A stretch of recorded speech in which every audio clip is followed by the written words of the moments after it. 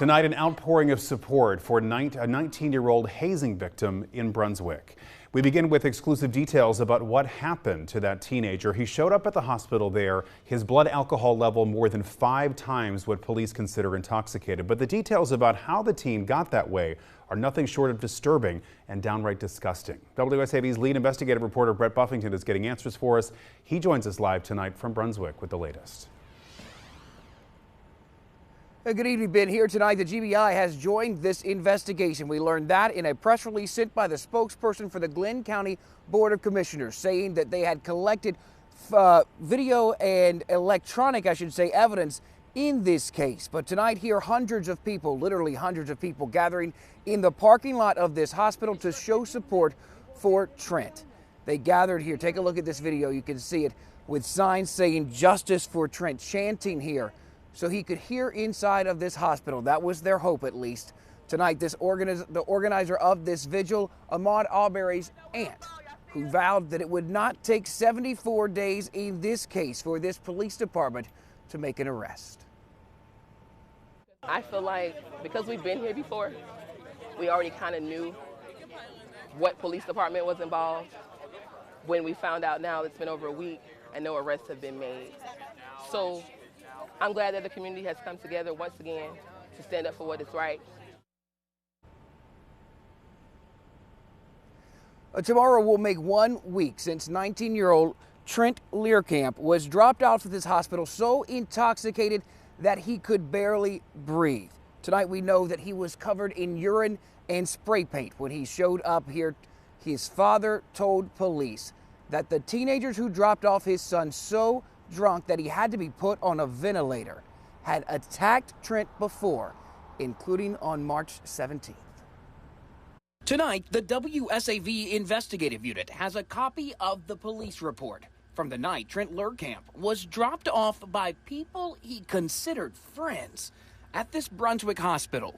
That report says the 3 kids in a white Jeep left their names on a piece of paper before pulling off. That night, Trent Lehrkamp's blood alcohol level was .464, his breathing critical at just 6 breaths a minute. Trent's dad told the police the teens his son considers his only friends had done something similar just a week before. Mark Lehrkamp told police that on Friday, March 17th, Trent showed up at his St. Simon's Island home covered in WD-40, vomit, glue, egg yolk, and spray paint. Police have blacked out the names of the teenagers listed, but Trent's dad said he never comes home normal every time his son hangs out with them. The Glenn County Police Department is investigating what happened to Trent as hazing. I don't describe what happened as hazing. Next door, the story doesn't sit well with the neighbor who has watched a 19-year-old grow up since middle school. I say it's attempted murder, or at least torture. And I mean, he was unconscious, and these barbarians that did this to him dropped him off at the ER. At least they did that.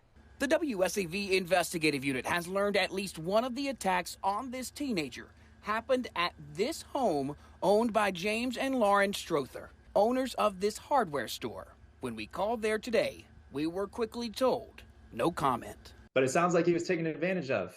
It doesn't sound to me like this is necessarily a hazing case. The investigative unit legal analyst, Devin Rafus, says the teens involved in this case absolutely could face superior court charges as adults, adding the hazing statute in Georgia does not fit what the police report says happened to Trent. However, this one has a different aggravating factor, if you will, and that all of the things that we've heard that was done to Trent is just above and beyond what you'd expect to hear for someone that was hazed.